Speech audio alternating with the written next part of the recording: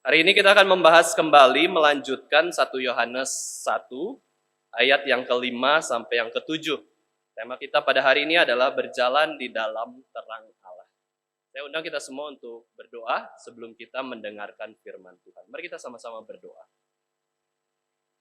Tuhan Bapa kami yang di surga, kami berterima kasih Tuhan untuk seluruh anugerah yang sudah Tuhan berikan di dalam kehidupan kami. Terima kasih kami boleh hidup sampai hari ini, dan juga terima kasih di dalam kedaulatan Tuhan. Tuhan mengizinkan kami mengalami pandemi COVID di zaman sekarang ini.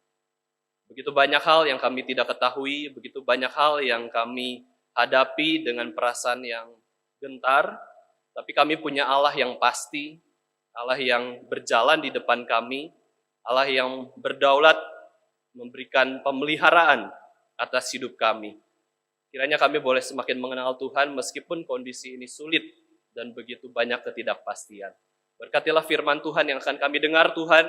Kiranya firman Tuhan pada pagi hari ini boleh menguatkan iman kami, boleh membuat kami semakin dekat dengan Tuhan dan bergantung kepada Tuhan lebih lagi. Di dalam nama Tuhan Yesus, penebus kami yang hidup, kami sudah berdoa. Amin. Mari kita buka Alkitab kita baca 1 Yohanes 1 ayat yang ke-5 sampai yang ke-7, Bapak Ibu Saudara sekalian. Kita baca bersama-sama 1 Yohanes 1 ayat yang ke-5 sampai yang ke-7. Judul perikopnya adalah Allah adalah terang. Kita baca bersama-sama 3 ayat ini. 1, 2, 3. Dan inilah berita yang telah kami dengar dari Dia, dan yang kami sampaikan kepada kamu, Allah adalah terang, dan di dalam Dia sama sekali tidak ada kegelapan. Jika kita katakan bahwa kita beroleh persekutuan dengan Dia, namun kita hidup di dalam kegelapan, kita berdusta dan kita tidak melakukan kebenaran.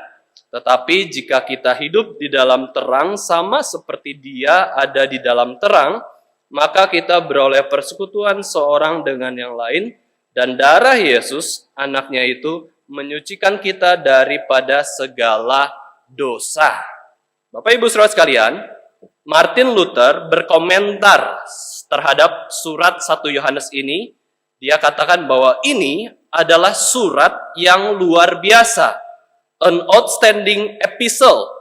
Surat yang begitu luar biasa. Surat ini kenapa luar biasa? Bisa menguatkan hati yang sedang menderita. Ya, surat yang bisa menguatkan hati yang menderita.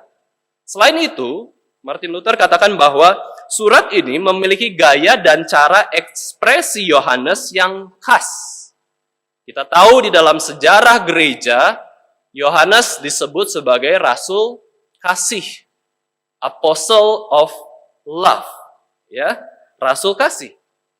Tulisan 1 Yohanes ini menggambarkan gaya dan cara ekspresi, ya, ekspresi yang begitu khas dengan Yohanes.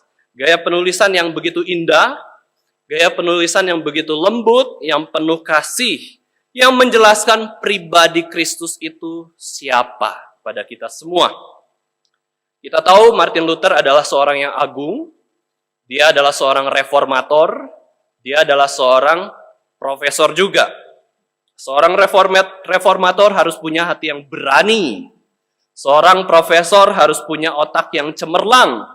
Martin Luther adalah profesor sekaligus reformator. Dia berani menancapkan 95 tesis yang menyatakan ajaran yang salah dari penguasa yang terbesar pada waktu itu.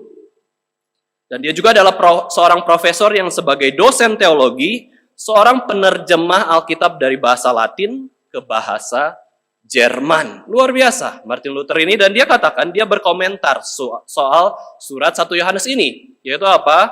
Ini adalah surat yang outstanding, surat yang luar biasa. Wah, begitu penting. Saya sendiri Bapak Ibu Saudara sekalian sangat suka dengan surat 1 Yohanes sampai 3 Yohanes ini. Kenapa?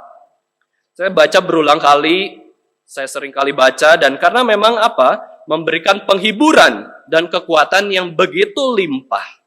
Di tengah-tengah segala penderitaan karena COVID ini, Bapak Ibu Saudara sekalian, surat ini adalah salah satu referensi yang baik bagaimana kita membaca firman Tuhan dan bagaimana kita memperoleh kekuatan menjalani kehidupan yang penuh dengan kesulitan dan penderitaan. Bukan berarti kitab-kitab yang lain itu tidak penting dan tidak memberikan penghiburan serta kekuatan, itu memberikan. Tapi surat 1-3 Yohanes ini itu memudahkan kita memahami kasih Kristus yang begitu panjang, begitu lebar, begitu tinggi, begitu dalam kasih Kristus yang begitu besar atas hidup kita. Penafsir mengatakan bahwa pesan utama pada bagian yang kita bahas ini adalah tentang sifat Allah. Sifat Allah yang seperti apa? Allah itu terang. Sifat Allah yang adalah terang. Allah itu terang, cahaya. Rasul Yohanes memberikan tesis satu-satunya di dalam seluruh Alkitab tentang Allah. Allah adalah terang, ini hanya satu-satunya tercatat di seluruh Alkitab, di kitab 1 Yohanes ini. Allah adalah terang. God is light. Yohanes sedang menjelaskan bagaimana dia mengalami Allah, mengenal Allah, dan dia dapat mengatakan bahwa Allah adalah terang. Allah adalah terang. Dia betul-betul mengerti tentang Allah dan pengajaran dari Yesus Kristus. Yohanes sedang memperkenalkan Allah yang dia kenal kepada banyak orang dengan tegas, dengan gamblang. Allah adalah terang. Nah, di dalam ayat yang sudah kita baca barusan, ayat 5a, ya saya akan bacakan untuk kita semua.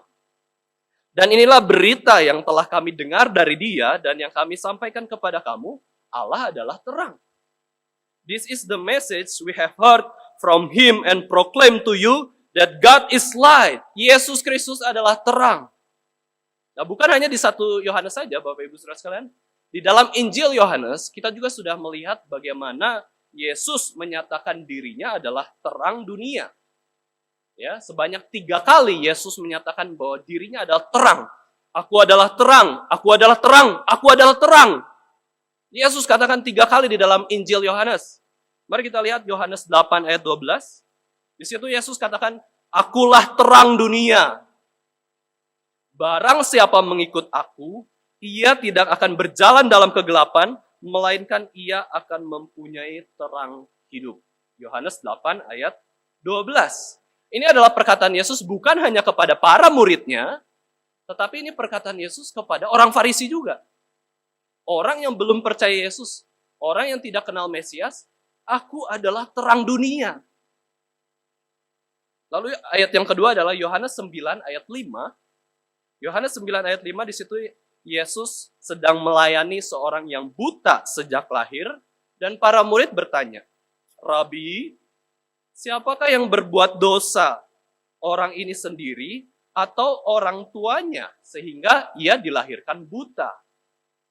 Yesus katakan bukan karena keduanya, bukan karena dosa orang tersebut dia buta, bukan karena dosa orang tua tersebut maka dia buta, tetapi Bapak Ibu Saudara sekalian, orang tersebut buta karena apa? Karena ada pekerjaan Allah yang harus dinyatakan di dalam orang buta tersebut. Yesus tambahkan satu kalimat bicara soal hal tersebut, yaitu apa? Selama masih siang, kita masih bisa bekerja. Kalau sudah malam, tidak bisa bekerja.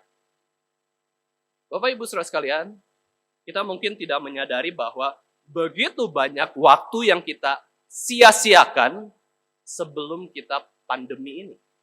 Berapa banyak kali kita tidak datang ibadah ke gereja sampai di dalam pandemi ini sudah sulit datang ke gereja. Kita kalau pikirkan 1 tahun lebih pandemi ini, kita sangat sulit gerak. Sulit makan-makan bareng pulang gereja. Sulit beribadah secara fisik. Sulit kumpul keluarga. Kalau kita bayangkan, andai saja kita tahu ada pandemi di masa ini, kita akan habiskan waktu itu dengan bermanfaat, dengan lebih baik, dengan lebih menghargai. Bapak Ibu Saudara sekalian, selama masih ada waktu siang, mari kita bekerja. Kalau sudah malam, nggak bisa kerja lagi. Ada waktunya, Tuhan tidak izinkan kita bekerja. Nah, Bapak Ibu Saudara sekalian, di sini Yesus menyatakan dirinya, akulah terang dunia, kepada orang yang buta. Bukan salah dia, bukan salah orang tuanya, Bapak Ibu Saudara sekalian, orang yang sakit COVID juga, kita bisa belajar dari kalimat ini bahwa belum tentu itu salahnya dia. Belum tentu salahnya orang-orang di sekitar dia kena COVID. Kita nggak bisa salahin orang yang kena COVID karena pasti teledor. Pasti tidak jaga protokol dengan sempurna, dengan baik. Enggak. Orang yang kena COVID, ada pekerjaan Tuhan yang mau dinyatakan di dalam diri orang tersebut. Akulah terang dunia. Yesus katakan demikian. Ketika kita mengenal Allah sebagai terang, kita bisa melihat segala sesuatu dari perspektif Allah. Jangan dari perspektif orang berdosa. Menderita karena berdosa. Diberkati karena taat. Omong kosong. Menderita belum tentu karena dosa. Diberkati belum tentu karena dia baik. Allah itu terang. Kalau di ayat yang ketiga, poin yang ketiga, Yesus katakan, Yohanes 12 ayat 46, di situ Yesus katakan. Mari kita baca bersama-sama Yohanes 12 ayat 46. Kita buka Alkitab kita, Bapak Ibu Saudara sekalian. Ini ayat yang mungkin jarang sekali kita baca ya. Tentang Yesus mengatakan bahwa dia adalah terang. Yohanes 12 ayat 46, mari kita sama-sama baca. 1, 2, 3. Aku telah datang ke dalam dunia sebagai terang. Barang siapa percaya pada Yesus, jangan tinggal dalam kegelapan. Aku datang sebagai terang. Di sini 3 kali ya. 3 kali di Injil Yohanes, Yesus katakan sebagai terang. Maka dari itu Yohanes punya pengertian Allah itu terang. Di 1 surat Yohanes ini, Yohanes katakan Allah adalah terang. Yesus adalah terang dunia. Dan di dalamnya sama sekali tidak ada kegelapan. Di dalam Injil Yohanes, Bapak Ibu Saudara sekalian, Yesus menjelaskan tentang sifat Allah dan perbuatannya. Saya ulangi Bapak Ibu Saudara sekalian, di dalam Injil Yohanes ini, Yesus jelaskan tentang sifat Allah dan perbuatannya. Kalau sifat Allah adalah terang, maka perbuatannya adalah segala yang baik, segala yang terang. Ini kita perlu belajar satu rumusan ini. Orang yang punya sifat tertentu, pasti perbuatannya sesuai dengan sifat orang tersebut. Kalau kita mengenal Allah itu sifatnya terang, maka perbuatannya segala yang baik. Kalau kita kenal orang-orangnya itu sifatnya rajin, maka dia bisa melakukan dengan konsisten, dengan tekun, menghabiskan banyak waktu di dalam pekerjaannya tersebut. Kalau kita kenal orang itu berani, maka perbuatannya apa? Nah itu kita harus pikirkan. Sifatnya apa? Perbuatannya apa? Ya, sifat dan perbuatan ini harus konsisten. Orang malas itu sifat. Perbuatannya apa? Ya males-malesan, tidur-tiduran, menghabiskan waktu, tidak ikut ini, tidak ikut itu. Allah adalah terang, perbuatannya segala yang baik. Lalu dikontraskan bahwa di dalam Allah tidak ada kegelapan. Maksudnya apa? Maksudnya di dalam Allah itu tidak ada perbuatan yang jahat. Tidak ada yang salah. Terang mengindikasikan kebaikan dan kebenaran. Gelap mengindikasikan kejahatan dan kesalahan, dusta. Dalam surat 1 Yohanes ini, Yohanes menjelaskan hal yang sama seperti Injil Yohanes. Ya. Setiap orang yang mengenal Allah sebagai terang, dia akan melakukan satu tindakan yang menjadi tema kita pada hari ini. Orang yang mengenal Allah sebagai terang, dia berjalan di dalam terang Allah. Bukan berjalan di dalam gelap iblis. Kita berjalan di dalam terang Allah. Apa maksudnya berjalan di dalam terang Allah, Bapak Ibu Saudara sekalian? Artinya perbuatan yang kita lakukan semata-mata di dalam Allah yang adalah terang itu. Semata-mata kita ingin berbuat baik kepada orang lain. Semata-mata kita ingin berbuat benar kepada orang lain. Karena kita punya kenal Allah yang adalah terang.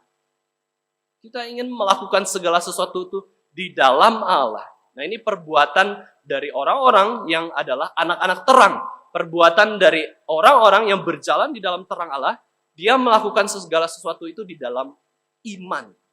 Tanpa iman, segala hal sesuatu itu berdosa. Tanpa iman, tanpa terang Allah, kita akan melakukan dosa. Ketika kita berjalan dalam terang Allah, kita juga berhidup ya, hidup dalam kebenaran Kristus. Inilah yang dimaksudkan Yesus maupun penjelasan Rasul Yohanes dalam surat ini. Setelah kenal Allah, ada tindakannya. Ya, setelah kenal Allah, itu ada tindakan yang berdasarkan pengenalan akan Allah itu. Mengenal Allah sebagai terang, kita harus berbuat baik. Kita harus berbuat benar.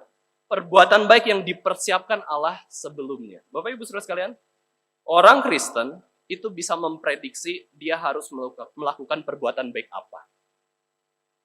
Kalau apa? Kalau dia mengenal Allah sebagai terang.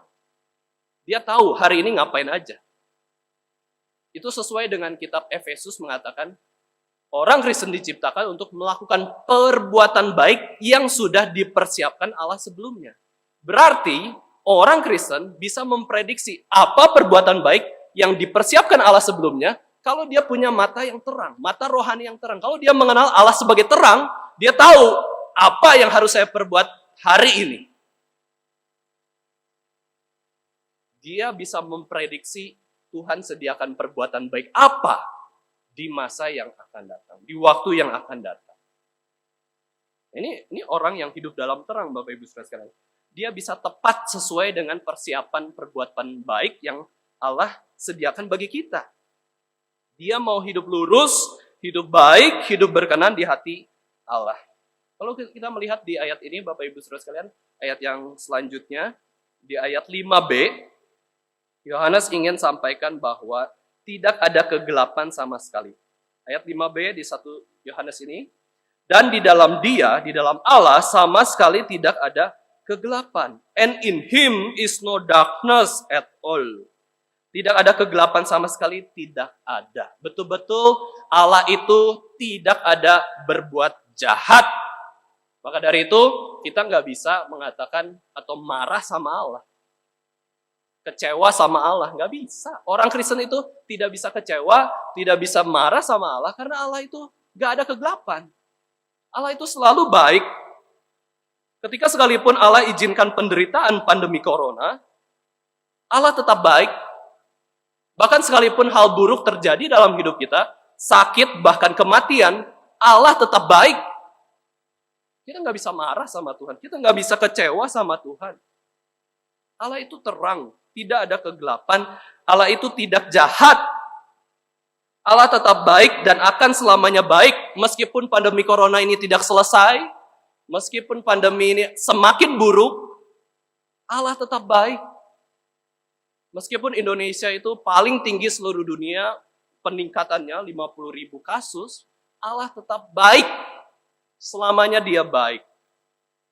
Nah, Bapak Ibu Saudara sekalian, bicara kondisi yang gelap, Bapak Ibu Saudara sekalian, kondisi gelap itu membuat kita tidak nyaman. Ya, bukanlah hal yang nyaman. Namanya kondisi dalam kegelapan. Meskipun kita tahu bahwa Tuhan itu atur ada terang, ada gelap. Itu diciptakan oleh Tuhan juga. Ada siang, ada malam. Tetapi pada umumnya kita ingin agar hidup kita tuh bisa melihat terus. Terang. Ada lampu. Ketika malam hari, pengen nyala. Kemarin mati lampu di gereja, waduh, sudah gelisah saya. Kenapa nih mati lampu ya? Harus segera nyala. Karena banyak kegiatan yang memakai listrik kan kita ya saat ini. Nah, Bapak Ibu Saudara sekalian, waktu malam pun kita ingin ada cahaya. Bahkan ada orang yang pengen waktu tidur, itu lampunya nyala gitu ya. Ya itu normal. Tapi menurut saya memang lebih baik kalau tidur ya lampunya gelap. Ya itu lebih nyaman, lebih tenang supaya kita fokus tidur. Tetapi orang itu pengennya terang ya. Sama seperti masa depan kita Bapak Ibu Saudara sekalian, masa depan kita itu pengennya kita bisa lihat semuanya. Wah, tahu, bisa persiapan apa yang di depan kita. Kita baru tenang dan nyaman kalau kita bisa mempersiapkan atau tahu masa depan kita itu seperti apa. Tetapi, Bapak Ibu Saudara sekalian, ya, di masa pandemi corona ini, justru kita sulit melihat masa depan kita. Jadi gelap. Wah, sewaktu-waktu bisa sakit. Dulu kata orang saja ada corona, ya kan? Tetapi makin lama, lingkaran terkecil kita, teman kita kena, jemaat ini kena. Wah, makin gelap nih. Ya, masa depan kita bagaimana? Kondisi yang gelap. Corona ini mengajarkan kita memasuki kondisi yang gelap. Kita tidak tahu ke depan bagaimana, bisa sakit, bisa sehat. Yang kaya bisa jadi tidak menggunakan kekayaannya, nggak bisa jalan-jalan, nggak bisa pergi kemana-mana. Orang kaya diajarkan kekayaan itu sia-sia. Ya, corona ini mengajarkan kepada kita bahwa kekayaan itu sia-sia. Orang yang jaga kesehatan begitu baik, makan sayur, olahraga, kena corona. Ya, kesehatan tidak jamin masa depan kita, kekayaan tidak jamin masa depan kita. Sekarang kita berhadapan dengan virus corona. Bagaimana? Yang lebih besar dari virus corona ya Tuhan, Roh Kudus. Kita harus bergantung sama Tuhan. Sama Roh Kudus menjalani masa depan kita. Dapat dikatakan virus corona ini membawa kita kepada masa depan yang gelap, kondisi yang gelap. Nah, bagaimana respons kita sebagai orang Kristen yang katanya adalah anak-anak terang? Harusnya lebih daripada orang-orang yang belum kenal Kristus yang adalah terang, bukan? Harusnya. Bukan malah lebih parah. Orang yang tidak kenal Kristus bisa begitu tenang, mengendalikan diri, jaga kesehatan dengan ketat, dengan baik. Anak-anak terang malah, wah, sembarangan, cuek, sombong. Kacau ya, jangan sampai kebalik-balik. Waktu saya kakek regional juga, Bapak Ibu saudara di Sulawesi, sebenarnya kakek regional itu adalah salah satu hal kita memasuki kondisi yang gelap, gitu ya, apalagi di daerah-daerah, gitu ya. Kondisi yang gelap, kenapa? Karena nggak ada banyak persiapan dan keamanan, gitu ya. Kita kalau kakek regional ke satu daerah, satu minggu gitu ya, entah di Rote, entah di Toraja gitu ya, entah di Dairi, Bapak Ibu saudara sekalian, kita itu masuk gunung, hutan, itu namanya kegelapan di dalam kakek regional. Penginjilan berarti kita memasuki kondisi yang gelap juga sebenarnya untuk membawa terang, itu penginjilan. Bapak Ibu saudara sekalian, itu kondisinya seperti apa? Ya, waktu itu saya naik motor sendirian. Di gunung ada tukang tambal ban, Bapak Ibu saudara sekalian, nggak ada ya. Di gunung ada banyak orang, nggak ada juga. Saya menyusuri gunung, terus tanahnya mulai lembek, kanan kiri jurang ya. Terus kemudian terjebaklah motor saya di tanah yang tersebut. Waduh, ngeri ya. Gimana angkatnya? Udah shock, udah dalam kondisi yang gelap ya. Tapi bersyukur Tuhan boleh bantu. Ada anak-anak yang lewat, ya bantuin dorong motor, gitu ya. Itu adalah kondisi yang gelap. Kita nggak suka kondisi yang gelap. Bukan hanya itu ya, Bapak Ibu saudara sekalian, saya ceritakan tentang kakek regional. Setelah pulang naik motor sendirian itu, menyusuri gunung, ada sungai kecil gitu ya. Terus jalannya berbatu, wah sulit sekali. Saya menyadari bahwa bensin saya sudah sedikit, udah gentar ya, udah gentar. Gimana nih? Ada pom bensin di gunung, hutan, nggak ada ya. Padahal saya udah perkiraan, satu hari habisnya segini kan. Udahlah, segini pasti cukup kok. Ya ternyata perjalanan hari itu, Bapak Ibu saudara sekalian, begitu jauh ya, begitu menghabiskan banyak bensin. Begitu pulang sudah gentar, wih, udah mau habis. Karena terburu-buru ya, ayo cepat, makin sampai rumah. Jangan sampai malam, nanti tersesat di gunung dan hutan. Bagaimana kalau udah malam? Bukan hanya itu, gara-gara terburu-buru, saya tersesat, Bapak Ibu saudara sekalian. Itu lebih kacau lagi ya. Udah tersesat, makin lama makin kecil jalannya, terus ada sungai, buntu gitu ya. Wah, balik lagi, udah gentar. Tapi Bapak Ibu saudara sekalian, itulah pengalaman KKR regional. Kita ada masa-masa gelap kayak gitu ya. Tapi bukan berarti nggak ada terangnya ya. Ada yang naik mobil juga ada kok. Selama KKR regional naik mobil terus. Terutama yang perempuan-perempuan ya. Nah, saya berada di kondisi yang gelap. Setiap manusia tidak suka bila mereka tidak bisa memprediksi sesuatu yang di depan mereka. Di depan. Ketika jalan kita gelap, kita itu berhati-hati, bahkan tidak berani masuk ke dalamnya. Harus pakai sinar lampu. Kenapa? Karena di dalam kondisi yang gelap itu banyak ketidaktahuan, banyak ketidakpastian, dan juga banyak segala hal yang buruk terjadi. Apa itu kegelapan? Apa itu kondisi yang gelap? Corona. Ya, kita bisa mengerti kondisi yang gelap itu corona. Banyak ketidakpastian, banyak ketidaktahuan, banyak hal yang buruk bisa terjadi. Tetapi di sini kita dapat penghiburan, Bapak Ibu saudara sekalian, bahwa Allah itu adalah terang. Allah itu adalah terang dunia. terang yang bisa menolong kita. Bapak Ibu Saudara sekalian, ada satu kisah di dalam Perjanjian Lama yang begitu indah. Salah satu tulah yang Allah sampaikan melalui Musa kepada orang Mesir adalah gelap gulita selama 3 hari. Gelap gulita selama 3 hari. Tidak ada orang yang bisa melihat temannya. Tidak ada orang yang dapat bangun dari kasurnya. Gelap 3 hari. Bayangkan mati lampu 3 hari, Bapak Ibu Saudara sekalian. Waktu siang pun gelap. Itu gelap gulita yang Tuhan sampaikan kepada bangsa Mesir. Sebagai apa? Sebagai penghukuman kepada Mesir dan juga pertolongan kepada Israel. Tetapi yang anehnya, Mesir semuanya gelap gulita, tetapi di tanah Israel, tanah Goshen itu terang. Ya, Mesir semua gelap gulita. Di tanah Goshen, tanah Israel, bagaimana mereka berpenduduk itu terang. Itu Tuhan mau jelaskan bahwa umatku itu ada di dalam tanganku. Aku adalah terang. Aku bisa mendatangkan gelap, tapi aku juga bisa mendatangkan terang. Itu Allah.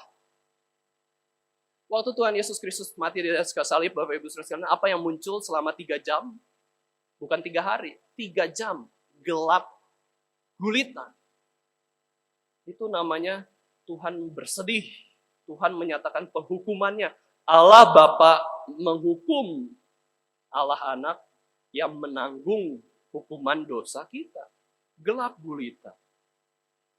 Gelap itu memang tidak enak. Tetapi kita bisa ada pengharapan, yaitu Allah adalah terang. Di dalam Dia tidak ada kegelapan sama sekali.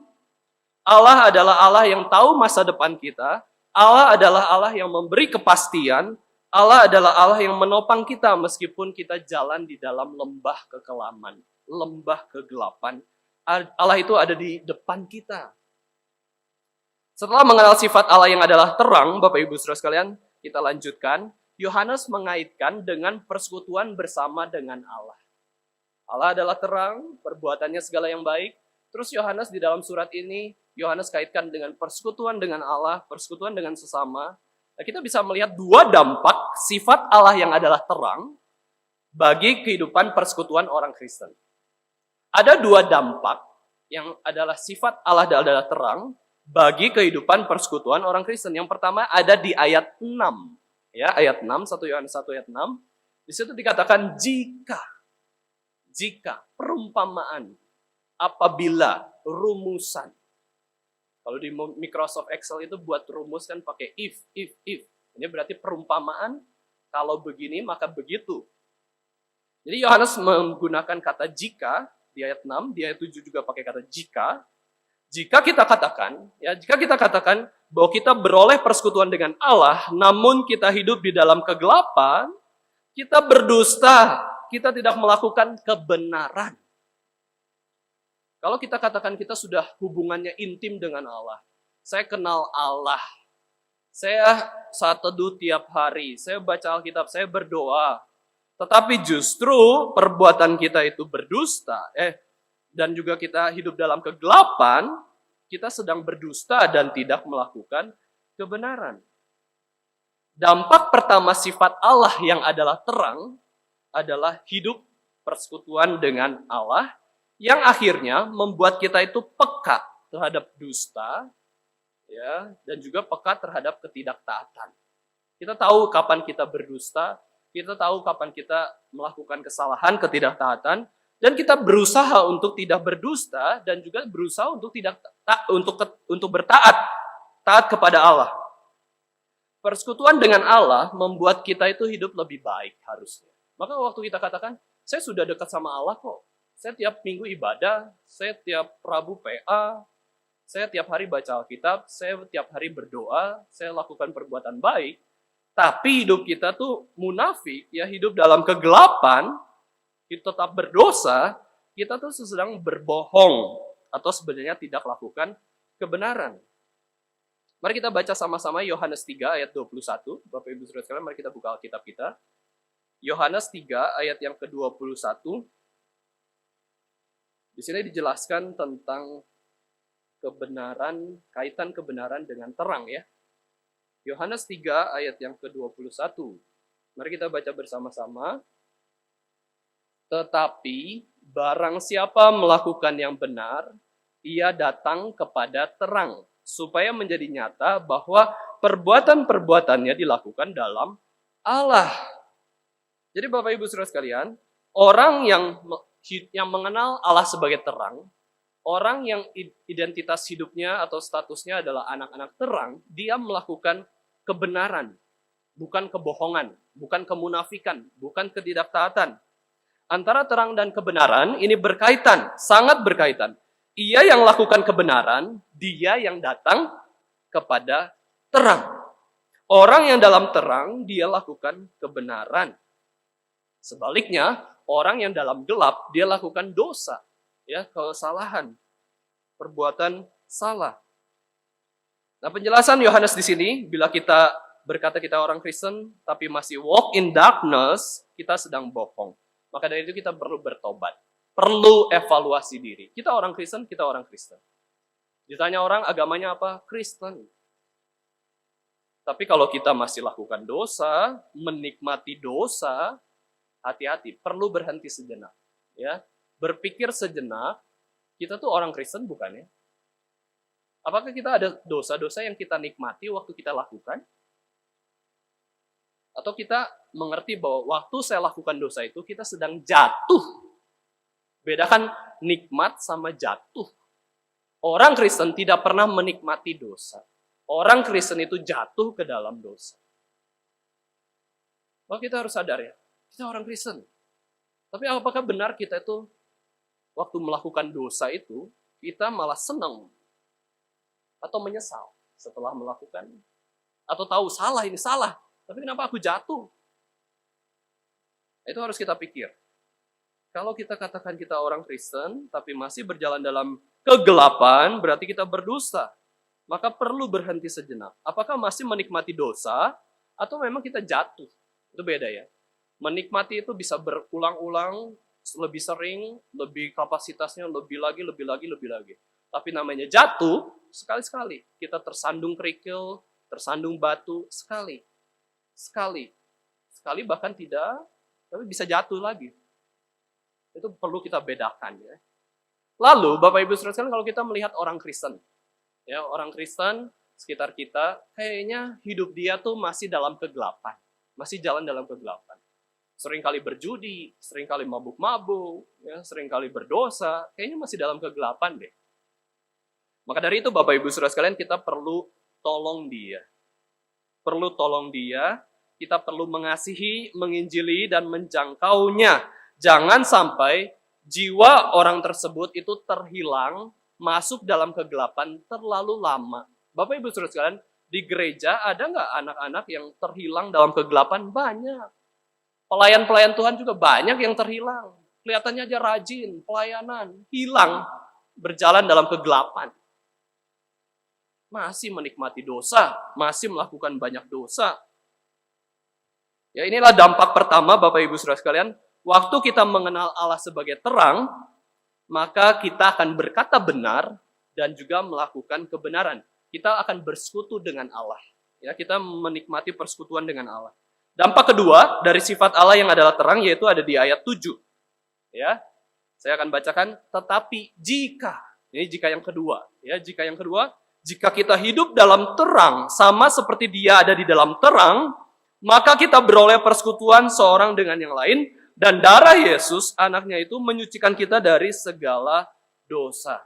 Dampak yang kedua ketika kita mengenal Allah sebagai terang adalah, kita akan hidup dalam persekutuan dengan sesama, dan darah Yesus menyucikan kita dari segala dosa. Dua dampak yang begitu penting pada ayat ini.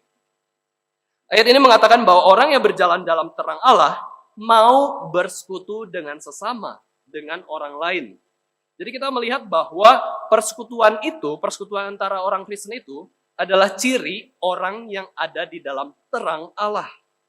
Koinonia, kita sudah bahas pertemuan sebelumnya. Orang Kristen yang menghidupi Allah sebagai terang, dia suka bersekutu, suka kumpul sama orang Kristen, bukan suka kumpul sama orang yang non-Kristen. Yang belum kenal Allah, bukan. Dia suka ketemu sesama orang Kristen, senang ya. Senang gitu.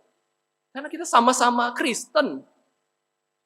Ini ibarat para pemuda, Bapak Ibu Saudara sekalian, yang kuliah di Indonesia, terus kemudian kuliah ke luar negeri bersama-sama. Kita sama-sama orang Indo, maka langsung lebih semangat, lebih kompak. Kita senasib seperjuangan. Kita ini orang Kristen sama-sama, maka lebih kokoh, lebih suka bersekutu. Karena sama. Nah, di dalam persekutuan Bapak Ibu Saudara sekalian bukan hanya ada sukacita, ya, bukan saja ada kesenangan, bukan saja ada kesatuan, tetapi juga bisa ada perpecahan. Wah, sulit ya. Persekutuan ini resiko. Bisa senang sekali, bisa pecah-pecahan, hancur-hancuran. Nah, Bapak Ibu Saudara sekalian, persekutuan mengajarkan kita untuk memahami dan mengasihi orang yang berbeda. Di dalam persekutuan itu ada persamaan, tetapi ada juga perbedaan. Di dalam persekutuan ada persamaan, tetapi ada perbedaan juga. Persekutuan yang baik itu bukanlah yang satu hobi. Sama-sama suka main, sama-sama suka olahraga, sama-sama suka baca buku. Bukan. Persekutuan yang baik, betul-betul baik itu adalah kalau bisa ada orang tua, ada anak, ada pemuda, pemudi. Itu gereja, itu hari Minggu. Ada semua kalangan. Gereja yang hanya satu kalangan itu bukan gereja, itu namanya partai. Satu kalangan. Gereja itu semua suku ada, boleh. Gereja itu kalangan tua, muda, anak-anak boleh ikut. Itu persekutuan. Tapi bukan berarti kita nggak boleh bersekutu di dalam hal yang sama, ya boleh. Itu lebih baik. Ya, misalkan supaya ngomongnya nyambung. Kalau anak-anak ngomong sama orang tua, ya gapnya umurnya misalkan 30 tahun, gimana ngobrolnya ya? Susah. Itu ya. Tapi di dalam hari Minggu, kita harus rela ya bersekutu dengan siapapun. Itu hari Minggu, ibadah. Kalau PA pemuda, ya pemuda. Ya kan? PA umum, ya umum. PA remaja, ya remaja. Sekolah minggu, ya sekolah minggu, anak-anak, it's okay. Ada satu persekutuan yang sama, tetapi persekutuan itu bukan hanya sama aja. Kalau terlalu sama, itu partai. Ya, bersekutu yang benar itu ya ada perbedaannya juga, saling mengasihi. Bapak Ibu saudara sekalian, ada peribahasa dari dunia barat ya, mungkin dunia barat ya, saya nggak tahu juga ini peribahasanya dari mana. Peribahasa itu berbunyi demikian, put your feet on others' shoes. Put yourself in others' shoes. Apa itu? Taruhlah kakimu di sepatu orang lain. Jika kamu merasa sakit, maka kemungkinan besar orang lain juga merasa sakit. Sepatu kita ukurannya beda-beda, Bapak Ibu saudara sekalian. Kalau sepatu saya dimasuki sepatu anak-anak atau orang yang berbadan besar, pasti mereka kesulitan ya. Bapak Ibu saudara sekalian, apa artinya put your feet on other shoes? Itu artinya adalah empati. Kita memahami anak-anak tuh anak-anak. Pemuda tuh pemuda. Orang tua ya orang tua. Kita mengerti perasaan mereka, mengerti posisi mereka. Kita belajar empati di mana Bapak Ibu saudara sekalian? Di dalam persekutuan dengan sesama. Kalau nggak pernah bersekutu, nggak pernah empati. Cuek aja. Apalagi bersekutunya di dalam game terus ya. Wah, malah ketemu orang bisa benci. Ya, di dalam persekutuan itu kita mengerti pikiran orang. Ada anak-anak, ini namanya anak-anak. Kita ngerti pikiran anak-anak. Kita ngerti pikiran orang tua. Kita peka terhadap perasaan seorang wanita. Kita peka terhadap perasaan seorang pria. Itu belajar berelasi. Ini seni berelasi. Persekutuan itu seni berelasi. Salah satu sarana yang diberikan Tuhan agar kita mengalami pertumbuhan, kekudusan, penyucian adalah persekutuan. Makanya saya katakan kan banyak konflik, perpecahan, karena kita beda. Nah ini bahaya. Nah setelah ada konflik, ya Bapak Ibu saudara kita bisa berdamai. Nah di situ persekutuan. Ya, persekutuan, berdamai. Nah inilah dampak yang Yohanes jelaskan. Darah Yesus yang menyucikan kita dari segala dosa. Kenapa kita mau berdamai? Karena darah Yesus. Ya, kita bisa benci sama orang, benci. Udah, saya nggak suka. Tapi kenapa kita mau bersekutu bersama-sama? Darah Yesus yang menyatukan kita. Di ayat ini bukan berarti darah Yesus itu menyucikan kita dari segala dosa, berarti kita diselamatkan, bukan berarti itu ya, tetapi lebih ke arah dikuduskan dari segala dosa. Kita akan menjadi lebih baik ketika kita mengenal Allah sebagai terang, dan ketika kita bersekutu sebagai saudara seiman. Jika mau bertumbuh, maka perlu Allah, perlu latihan, perlu komunitas. Di dalam komunitas ada gesekan. Tidak ada suami istri yang tidak pernah bertengkar. Tidak ada suami istri yang tidak ada gesekan. Besi menajamkan besi, manusia menajamkan sesamanya. Ada asahan di dalam komunitas, ada sengsara dan kesulitan ketika kita berelasi dengan sesama, namun ingat bahwa itu semua adalah pembentukan. Seseorang berkata bahwa kesengsaraan adalah tanah yang subur untuk bisa kita bertumbuh. Dalam arti kesengsaraan yang benar ya, yang bukan kita cari-cari. Kesengsaraan adalah tanah yang subur di mana kita bisa bertumbuh. Di mana darah Yesus itu kita bisa rasakan bahwa itu tuh menyucikan kita dari segala dosa, menguduskan kita. Nah itu kesengsaraan di dalam komunitas. Dan Bapak Ibu Saudara sekalian, kita lihat Yesaya 2 ayat 5. Kita baca bersama-sama Yesaya 2 ayat yang kelima. Ini adalah nasihat yang begitu jelas, begitu gamblang, yang dijelaskan oleh Yesaya, Nabi Yesaya. Bukan berarti orang-orang perjanjian lama itu tidak kenal Allah sebagai terang ya, Bapak Ibu Saudara sekalian, meskipun kita tahu bahwa Yohanes pernah menyebutkan secara gamblang Allah adalah terang. Yesaya pun mengenal ya Tuhan sebagai terang. Yesaya 2 ayat 5, kita baca bersama-sama. Hai kaum keturunan Yakub, mari kita berjalan di dalam terang Tuhan. Sebuah ajakan yang begitu tegas. Kita hidup dalam terang Tuhan. Lalu di dalam Efesus 5 ayat 8, Paulus juga menjelaskan kenapa kita perlu hidup dalam terang Allah. Sebab Alkitab mengatakan bahwa status kita adalah anak-anak terang. Saya bacakan Efesus 5 ayat 8. Memang dahulu kamu adalah kegelapan. Ya, dahulu kamu adalah kegelapan, tetapi sekarang kamu adalah terang di dalam Tuhan. Sebab itu hiduplah sebagai anak-anak terang. Kita itu terang juga. Ya, Yesus adalah terang dunia. Kita adalah terang. Kita itu terang. Maka mari kita berjalan dalam terang Allah. Saya akan menutup khotbah dengan satu ilustrasi, Bapak Ibu Saudara sekalian. Ada satu kisah yang terjadi berapa ratus tahun yang lalu. Di suatu malam, Ratu Victoria, ya Ratu Inggris, sedang menaiki kereta api ekspres Inggris. Seorang ratu yang suka naik kereta, itu Ratu Victoria. Dan dia dihargai karena suka naik kereta. Ya, kendaraan umum, bisa ketemu rakyat, padahal dia ratu. Yaitu Ratu Victoria. Ketika dia menyusuri malam dengan kencang dengan kereta apinya yang ekspres itu, tiba-tiba lampu haluannya itu yang terang, ya memecah kegelapan kan. Tiba-tiba di lampu itu ada sosok yang mengejutkan. Masinis kereta melihat, kok tiba-tiba ada bayangan gitu ya, hitam. Padahal kan malam-malam itu harusnya jelas saja. Sinar kereta api itu begitu jelas, begitu terang, bisa menembus kegelapan malam.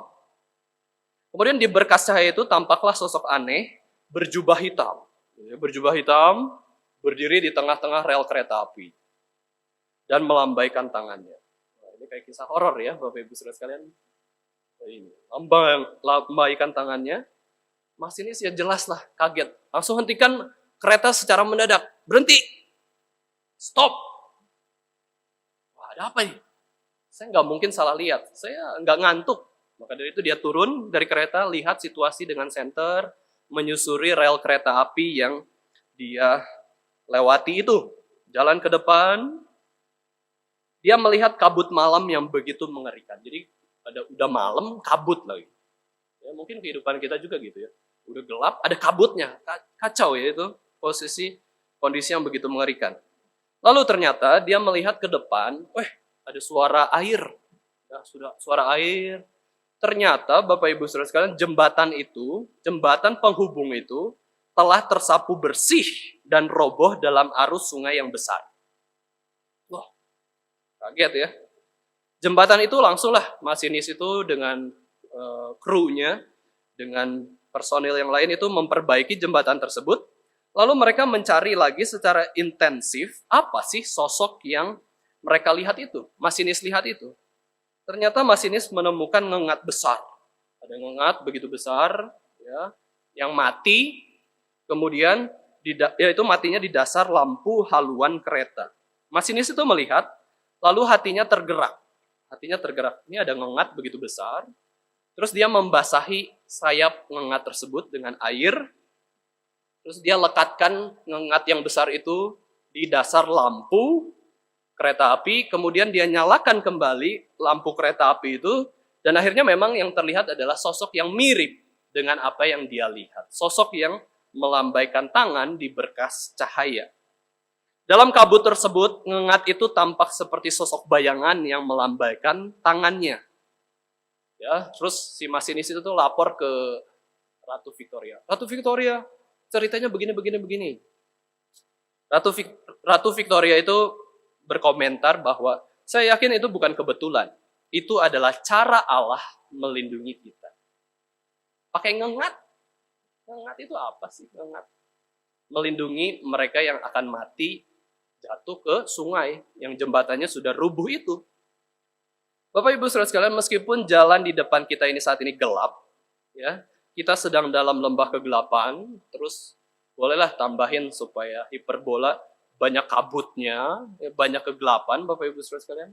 Tapi tangan Tuhan itu berdaulat. Dia bisa menyelamatkan kita, dia bisa melindungi kita dengan cara apapun. Tuhan tidak kehabisan cara untuk menolong kita dengan ajaib. Tuhan bisa pakai apa saja kok untuk menyelamatkan kita. Kalau Tuhan mau singkirkan virus corona dengan tangannya bisa? Bisa. Kita nggak kena. Tapi kalau Tuhan mau izinkan tangannya, udah kamu kena. Kena. Mau gimana? Baik kena corona maupun tidak kena corona, kita terus mengenal Allah sebagai Allah yang adalah terang itu. Allah adalah terang. Di dalam kehidupan kita ini banyak naik turunnya, Bapak Ibu Saudara sekalian. Kadang kita memang berada dalam lembah kegelapan, kesengsaraan. Tapi kadang kita juga di gunung yang penuh dengan keringanan dan sukacita. Bahkan kadang-kadang kita tidak tahu di mana kita berada saat ini. Berada dalam kegelapan. Tetapi entah sengsara, entah sukacita, kita itu harus seperti kereta api yang terus menyusuri rel di tengah gelapnya malam. Hidup still must going on. Hidup harus terus jalan. Seperti kereta api, di dalam relnya Tuhan, kita maju, mau terang, mau siang, mau malam, kita lewati, mau gelap, mau penuh kabut, penuh hujan, kita terus berjalan di dalam terang Allah, karena Allah memimpin hidup kita. Allah itu adalah terang. Satu keyakinan kita, Allah adalah terang, Dia pasti memberikan segala yang baik untuk kita. Ya, Dia pasti memberikan segala yang baik dalam kehidupan kita. Apa sih sulitnya Tuhan menolong kita yang dalam bahaya dan kesulitan? Tidak ada. Tuhan itu Maha Kuasa. Tidak ada yang mustahil bagi Tuhan jika Dia mau lakukan sesuatu. Nah, pertanyaannya, Dia mau lakukan apa dalam hidup kita? Inilah yang menjadi perenungan kita. Marilah kita berjalan dalam terang Allah. Marilah kita beriman meskipun kondisi kita dalam gelap. Tidak pasti, tidak tahu arah. Allah itu adalah terang dan Yesus adalah terang dunia. Kiranya kita boleh diberkati melalui firman Tuhan pada pagi hari ini. Mari kita sama-sama berdoa. Tuhan Bapa kami yang di surga, terima kasih pada pagi hari ini kami boleh merenungkan satu sifat Allah yang adalah terang. Engkau adalah terang hidup kami.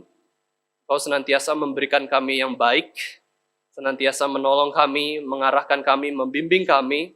Meskipun kondisi saat ini sedang gelap, tapi kiranya kami boleh melihat bahwa Engkau senantiasa membimbing dan memberikan jalan keluar di dalam kehidupan kami.